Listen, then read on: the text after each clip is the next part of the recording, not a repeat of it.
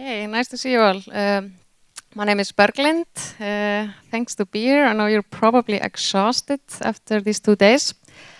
It's my first time in Ukraine. It's my first time in Eastern Europe, really. So it's been fantastic to be here. It's a great conference, and I look forward to share with you my talk.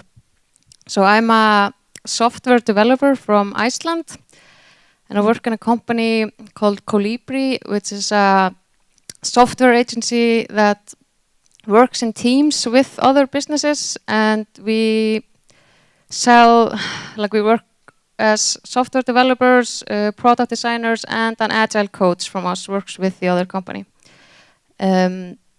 The company started around 10 years ago. It was like one of the first companies in Iceland talking about agile, and it started as like a consultant company, just consulting people about teaching people Scrum basically, and then it evolved until now we also provide like software development and product design in this more holistic approach.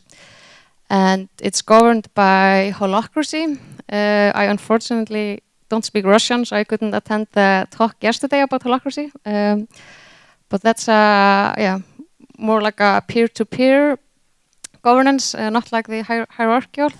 And we really practice like open and constructive communication and have emphasis on personal development in my company. But yeah, I'm not gonna talk about that. I'm gonna talk about feelings and stuff. So my talk is maybe a little bit different than the others.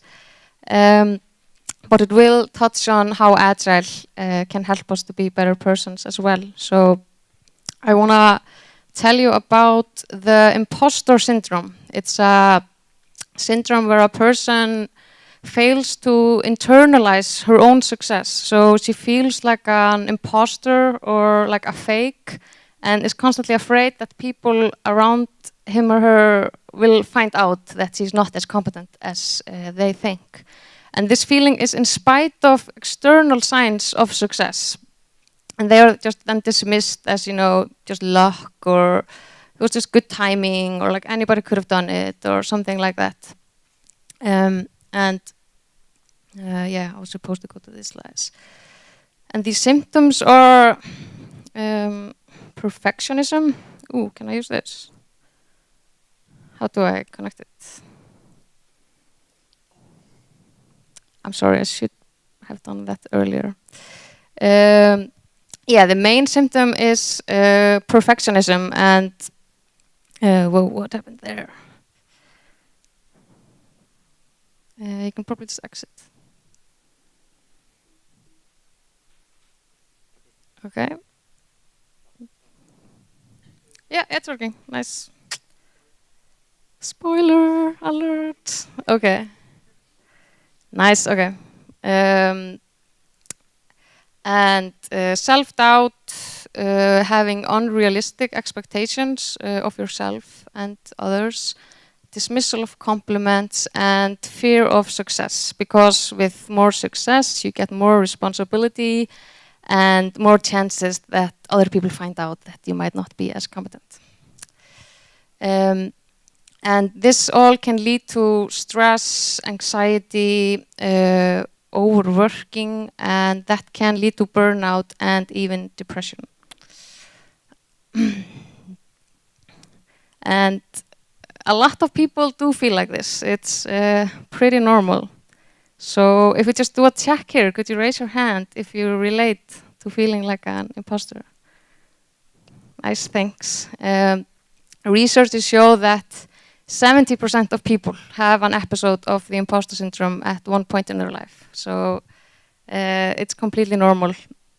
And there has been a lot of discussion about this lately, and like a lot of successful people have been outspoken. People like my favorite author, Neil Gaiman, for example, Tina Fey, Emma Watson, Sheryl Sandberg, and just the other day, Michelle Pfeiffer was talking about that she still feels like she's not good enough actress, and that people will find out and she's not doing a good job because like she didn't go to drama school, but she's won like 3 Oscars or something, so you can see like how unrealistic this feeling is. And yeah, this picture just describes it really well. All of us are thinking about it, but we're just not saying it out loud. This term, the imposter syndrome, was brought up in the 70s by two psychologists who were researching high achieving women, like professional women, and this was really common among them. And then later research has shown that this affects like a much wider range of people. It seems to be more common for minorities, whether it's gender, race, sexual orientation, or age or something. But it can also be from upbringing, if you were brought up where there was like a lot of emphasis on achievement, and where parents either like over compliment or criticized. So basically, when there was like this mixed signals. And I have a theory also that maybe the school system also attributes to this, because we go to school and we constantly get grades for everything, and then we get out to real life and we're like, how am I supposed to know if I'm doing good or not? So that's one thought. So I want to share with you my experience. This is the cutest imposter I've seen. So I studied computer science in the University of Iceland, and as a female, I was in a minority. Like I knew females were in minority, but do you hear me? Okay, I feel yeah, cool. But I was kind of shocked that we were like only 10%. And not only that, but I did not really have a programming background. I was like a geeky computer teenager, but then I went to college and just studied sociology, but then decided to go to computer science because like I liked maths and computer. So there started my my imposter syndrome of being not a good enough developer. And I remember like at the first like social meeting we had in the university, this guy came up to me and asked, "What computer games do you play?"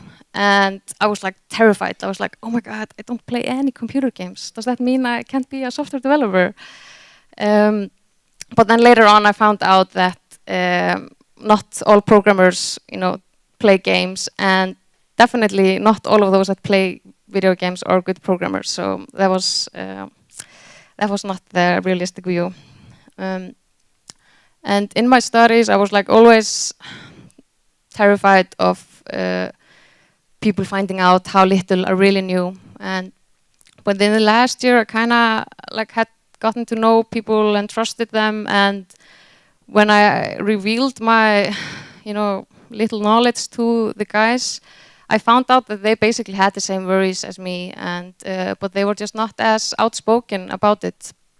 And in the discussion about the imposter syndrome, it's like often talked about in regards to women, but research show that it doesn't really correlate to gender. But I think also women are just more openly to talk about it now, and so I really encourage the guys, men as well, to talk about it. Talking about your feeling, honestly, just is a strength and makes you a stronger person. And anyways, then I finished school and started to work in a music streaming startup in Iceland. And I kind of just thought, it's probably normal to feel like an imposter during when you're studying, but just thought it would wear out after a while. And I had studied Android programming in university this was 2009-10, so Android was pretty new at that time, and I started to work with that.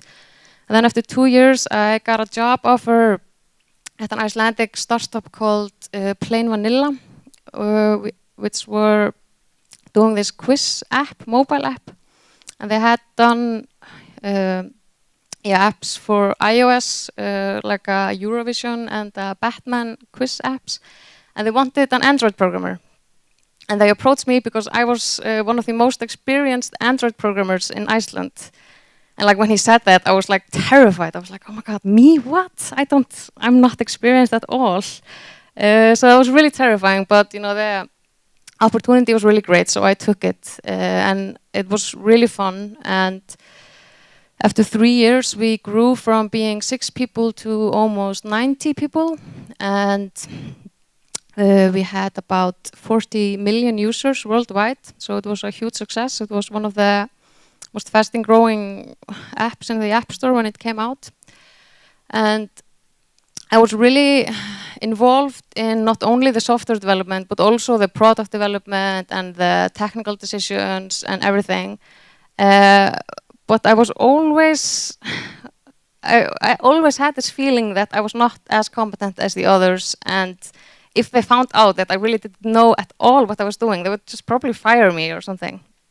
And then after 3 years, I had a burnout. I had been working a lot in the startup, in this app world. There's like, it's really fast paced, and we did like a lot of crunches, and that plus just, you know, the stress and anxiety that follows the imposter syndrome led to a burnout. And it was then when I discovered this term, the imposter syndrome, and I just thought it was, you know, amazing just to read the short description, and it just, you know, really explained this feeling I had been experiencing, and made me think about like that maybe I was not as incompetent as I thought I was. And just looking at my circumstances, like the company I was working at, Play Vanilla, it was like the coolest company in Iceland, and you know, everybody like would, you know, give up a lot just to be working there, and I was there and I felt like not good enough.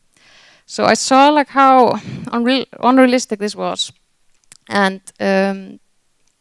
like after a burnout, you know, I don't know if you have experienced or know what it is, but like it's just kind of get depressive and you find your work meaningless. And I kind of just had to build myself up again. And I had some psychologist help, and have been studying a lot about the imposter syndrome since. And I want to share with you like how you can overcome it, with personal development. And I think the first big step is to talk about it. And I'm really pleased that there has been a lot of discussion, like in the media and, you know, on the internet for the past years. So that's awesome. But also just if you experience it, just, you know, start to talk about it with your, you know, coworkers, and almost everybody, you know, relates to what you're saying, and that is at least my experience. But it's not enough to just, you know, sit in your sofa and watch TV if you want to develop yourself. You have to take some action to break these patterns, these unrealistic negative patterns you have. Gee, I just realized that I just used my computer after all. Okay, I'm gonna use this. So first is to really recognize your success. And I recommend just doing a small writing assignment. Just, you know, you just sit down for like 10 minutes, and because it's really powerful to write things down just and see your thoughts in black and white. Just something magical happens there. And if you would just go over like what you have achieved to get to where you are today, like what projects you have finished, what problems you've solved, what you have learned, what decisions you've made. Often it just takes courage to say yes to something. And you will see that you have a big part in your success. And even if you would like show this to another person and go over it with her, that would be even more powerful.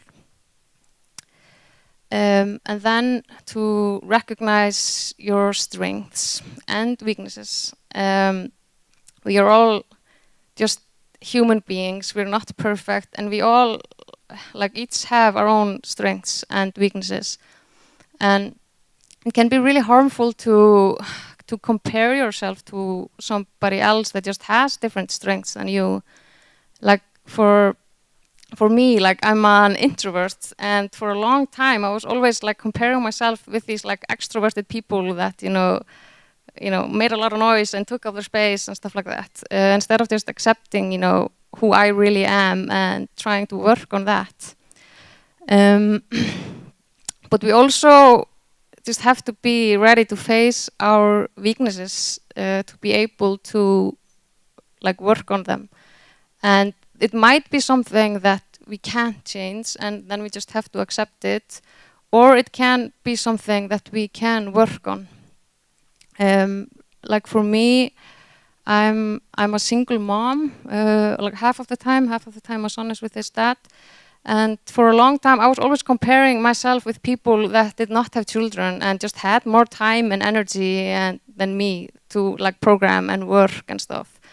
And like when I think back, I don't know why I was always, comparing myself to them, but I just have to accept that, I'll probably not have as deep, technical knowledge in some topics as them, and, that's just fine. Yeah. And like another weakness I think I have pretty much overcome is to be afraid of asking for help. And I used to be really afraid of it, and that just meant I spent, a lot of time stuck in some rabbit hole, going crazy and angry and everything, instead of just, asking for help and move on further sooner. And ask for help. It's sad that the worst thing that can happen if you ask for something or ask for help is that you get a no. But for someone with the imposter syndrome, the worst thing that can happen is that you ask for help, people will realize that you don't know anything, your house of cards fall down, and you get fired or something. The mind of the imposter can be a bit traumatic sometimes. But yeah, as I said, just we work better together, and yeah, just asking for help, it's a really strength to be able to do it, and we'll, overcome problems much faster if we do. And then to be authentic, to just be yourselves. And to be able to be yourselves, you have to know yourselves. It might sound like a cliche, but I feel it's really true. And there are many tools to get to know yourself better. I think Michael mentioned it as well in his keynote yesterday. Just by meditation or by unplugging and just take your time to do nothing, then you really have to go inside and see who you are. Or go to a life coach that can help you to find your what you really want to focus on in life. And when you can't just be yourself and to stop think about what others are thinking about you, that also means that you have more time to think about others, which I think is kind of amazing when you think about it. And just to lose this fright of being not correct all of the time. We all make mistakes. We all say stupid things sometimes. Presidents say stupid things all of the time. I did think of the sentence before Trump was elected, but even now it sounds more awful. So, we can say stupid things as well. Who cares? And then to break the downward spiral, I see it I wouldn't say I have overcome the imposter syndrome perfectly today, but I'm just really good at spotting it when it is coming over me, and I don't go down this downward spiral to this black hole anymore. And an example, an environment when this happens to me a lot is when I'm stuck on some programming task, which I find is really difficult, and I tend to put this arbitrary time pressure on myself and get even more stressed and just I have to do this, and if I don't do anything, I just go down and down and down and just feel worse and worse and worse about myself and the world basically. But now I'm good at spotting when this is happening, and just standing up, taking a break can help, and then also just to ask for help, and you don't even have to like ask for help, just to talk to somebody and tell them about what you're feeling, or you know what you're stuck with. I mean, you probably heard of the rubber duck method. I mean, even just saying it to a rubber duck out loud can, you know, be useful. Though saying it to a person is probably more nicer. So yeah, so just to recognize your pattern when you are going down this downward spiral is really powerful. But I've also found, I mean, it's easy for me to say just, you know, be yourself and ask for help. But if you're working in an environment that you don't feel safe in, and you don't trust other people, I mean, it can be really difficult. So I put a lot of emphasis on having a healthy work culture around you. That's really important. And I've been working in an agile environment for many years, and I feel like a lot of agile processes do help support people with the imposter syndrome.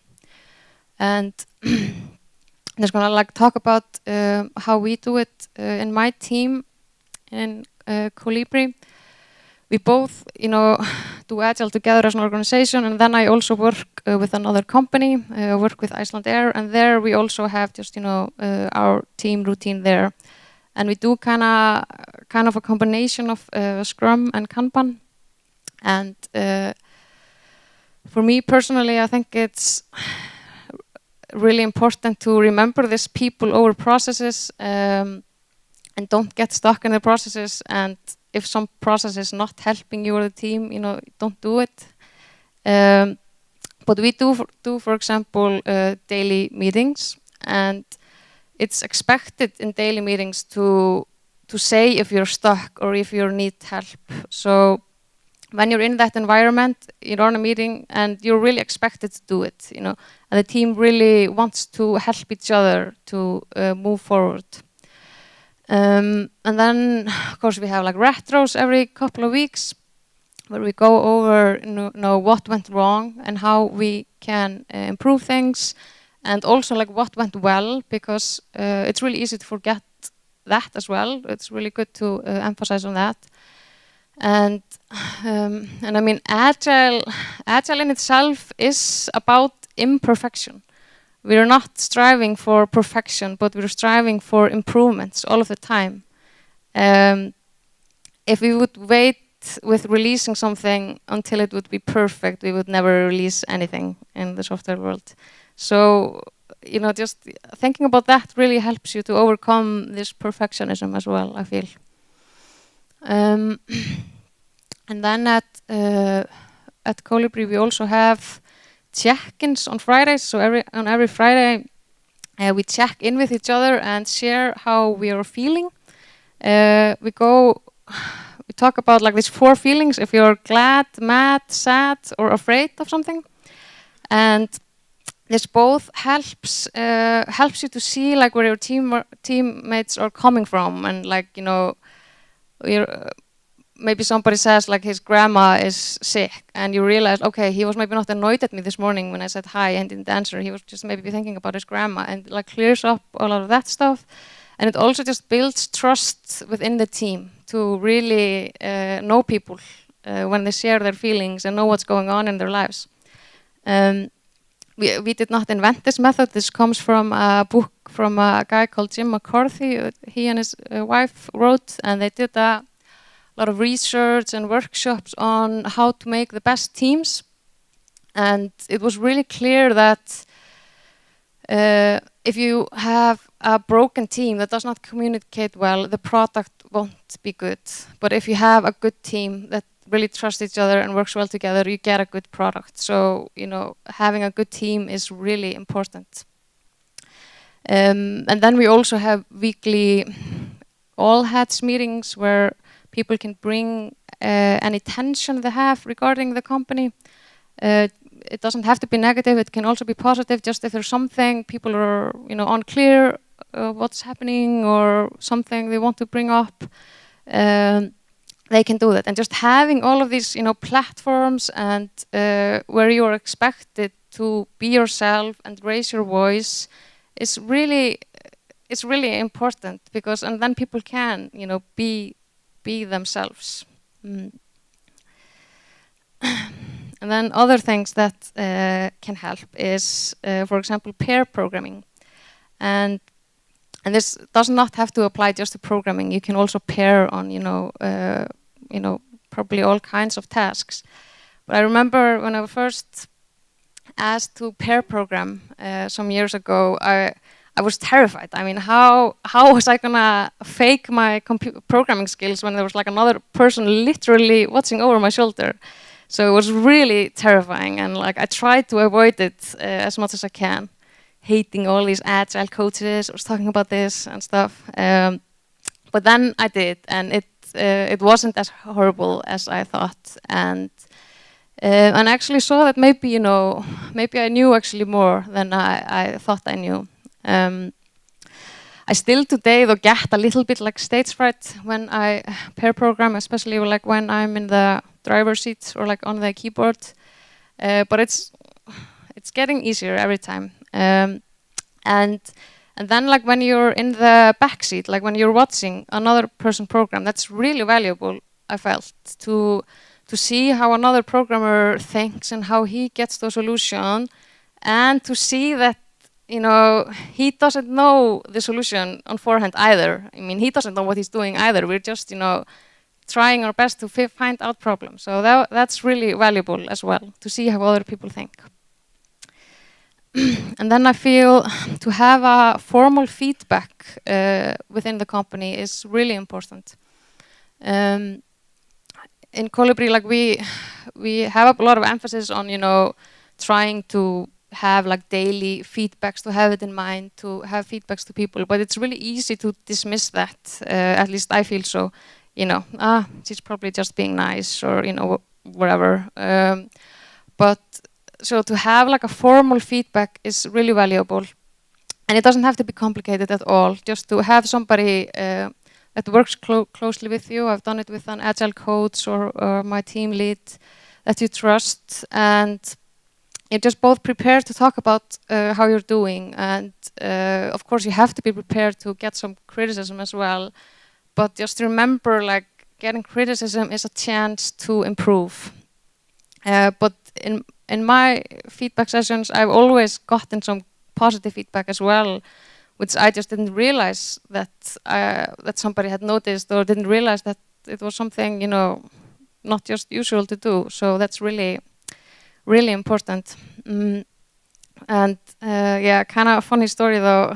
Even in a cool company as I work in, like, we're definitely not perfect. And I started to work there a year ago, last year, and it was kind of a big step for me as well, because like I had been an Android programmer for many years, but I got a job offer there, but it meant I had to go into web programming.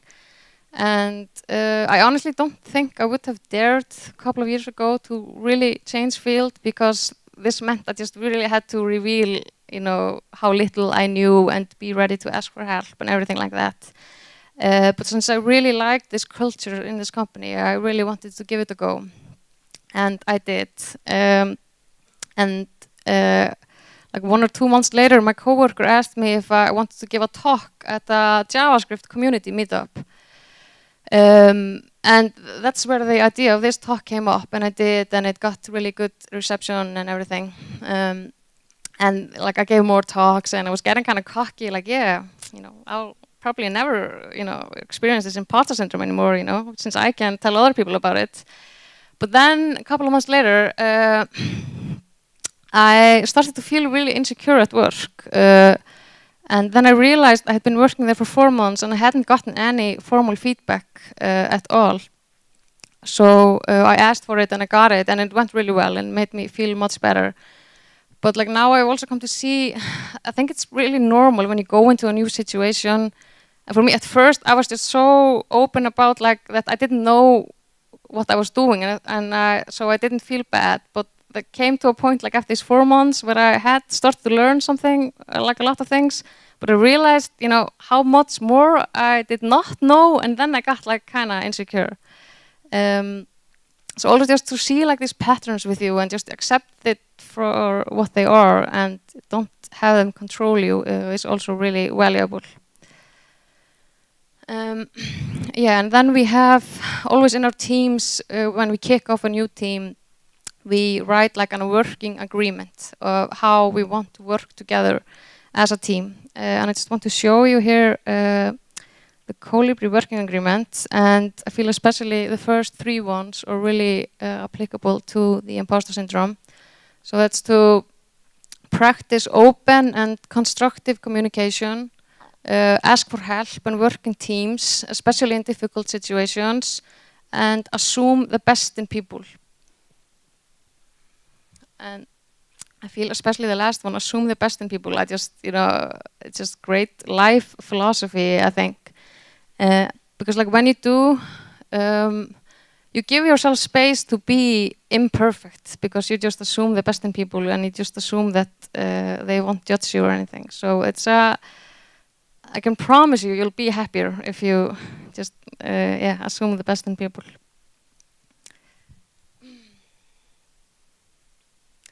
So, post-imposter.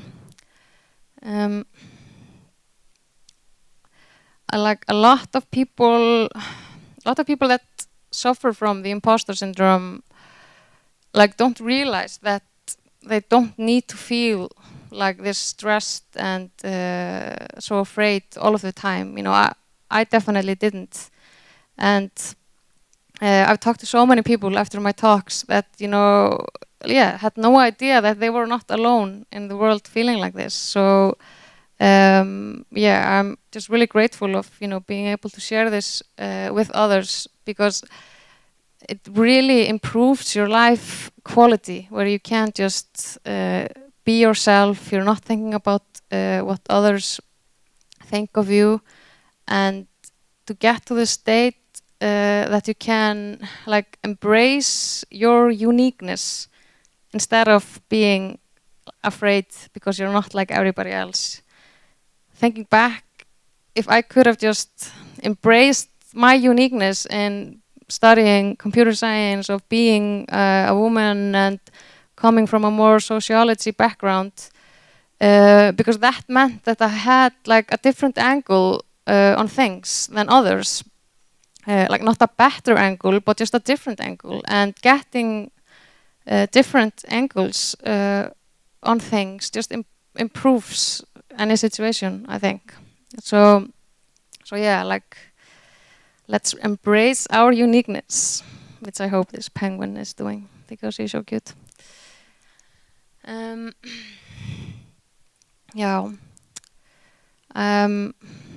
don't remember now how I was gonna close with this, but I'm also writing a book on this topic, which I'm gonna go maybe deeper also in like the causes and and the symptoms and all of that. So stay tuned for that. And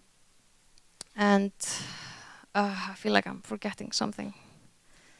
But yeah, and I just really want to keep the conversation going. So, please talk to me or hit me on Twitter or something if you want to talk more about this. And then, I wanted to end with this quote from the wise Obi-Wan, and just remind you of, to like internalize your success and be proud of your achievements. Thank you very much. Some questions? I have one. May I? You didn't say anything about something like opposite syndrome called Dunning-Kruger. Can you say something, maybe? Yeah, so there is the thing, Dunning-Kruger syndrome, which is basically the opposite. So there are people, basically think they can't do anything even though they don't have the skills to do it. It's not as common, but I think we all probably have run into persons like that in our lives, definitely. Thanks. Yes, thank you for speech. Do you think there is a healthy side of imposter syndrome? Yeah, so is there a healthy side? Up to a level. I mean, those that suffer from the imposter syndrome, they definitely like are really ambitious and want to do really well. So, but that also can like go to like working too much, and that's kind of vicious cycle. Like they tend to like overwork to achieve something, and then they have achieved it. They don't feel like they deserve the credit for it because it was just because they worked so much. So I mean, there has to be a real balance there, and people definitely experience this with different intensity. So I mean, some people just have experienced it for a short while and then just get over it, and then it's maybe like not harmful. But for others, when it is over a long period and you can't seem to break out of it, and you just keep on, thinking negatively about yourself, then it can, go to, like as I said, burnout or. Personally, I think it's like infinite motivation driver inside you that keeps you try to be better every day, and at the same time overcome this imposter syndrome. Yeah, I mean, that's good. And if it's working for you, I mean, that's great. I think also just, to just see though your environment in a realistic view is also important. Yeah, yes, thank you. Can you give him the microphone?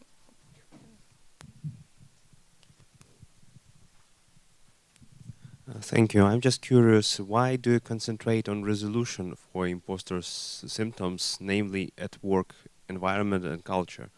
Because in fact, I think if I had some imposter syndrome, I probably can donate money for some greater good and be more proud of myself. So will it resolve the syndrome or not? Will it cure? Main question is, why do you concentrate namely on working environment? Okay, understand. I think partly because most of the research that has been done on it has been done in regards to like professional people and like high achieving successful people, and I don't know, it's like more practical, it's more maybe clear-cut advices that I can give in professional environments, and I felt like I had this experience to share, but it's a really valid point because I have also experienced the imposter syndrome in like personal situations, not just in working environment. So yeah, maybe we should talk more about that. Definitely. Yes, thanks. Well, good point. Yeah, thanks for the talk. For me, it was really interesting to hear you about the importance of feedback, and because I have experienced like good feedback and bad feedback, I'd like to hear more from you. Kind of what kind of feedback was helpful for you, and what's the kind of good form of feedback? Yeah, good question.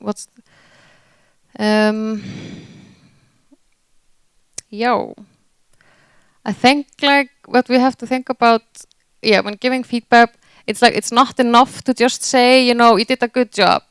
Why you have to come up like with a reason so people can actually, like internalize the credit for doing it. So that's definitely one important aspect of it. And I'm always trying to remind myself of it. It's so like easy to say like, job well done, you did great, but what does it mean exactly? And like, what did I do great? And then I can repeat it again. So yeah, that kind of feedback is really helpful. And just remember, like even with like to have it constructive feedback, even though it's like a criticism, but to talk about it in a constructive way, and even maybe have a suggestion of how you can improve on it. Not just, represent the problem, but also, And then also that it is a person you trust. I have gone to like a feedback session, like with a manager, but he didn't work with me really on a day-to-day basis. So even though he said like, yeah, you did a great job, I didn't really believe him because I felt he didn't really know what I did. So it has to be also somebody that you like, yeah, you trust and you work with on a regular basis. Yeah, like that. Thanks.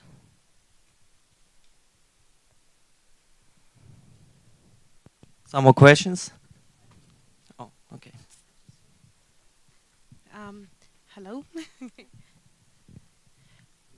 Yeah, thank you. I have a question also about this formal feedback and why is it important to have the formal feedback, not just good job in the corridor, you know, and a high five.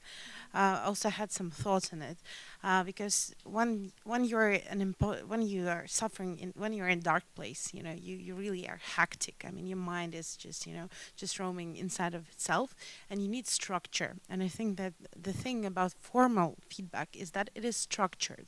I mean, it's really related to your KPIs or projects or whatever, because if somebody just tells you that, or you're an awesome programmer, it's just, you know, something very vague. And clarity, I think, is like the best thing you can just give to this person who's really drowning in this dark place or whatever it is. So I totally agree with you that it's basically that clarity and structure, and maybe even formal help from a psychologist, because it's formal, because it's not your friend who just hugs you, but somebody who's using science to help you. This might be actually the great answer. And thanks for the great talk. Yeah, great. Yeah, great answer. And I just want to add on top of that. I've also like gone to a life coach that has also helped me a lot. And yeah, in regards to have it formal, I have both at my old workplace we did this thing called personal kaizen. It's just a thing, and then you like write down stuff, and then you like review it again like a couple of months later. And I think that was also helpful. So it's not just, you know, words. So to write something down. And the last time I did it at Colibri, we just like used the board, you know, and that's just this magic that happens when you write down things and you can like see it and reflect on it and like take a picture of it to remember later. Definitely and that helps, as you said, like with the structure. Yes. Okay. So we are done. Yeah. Thank you.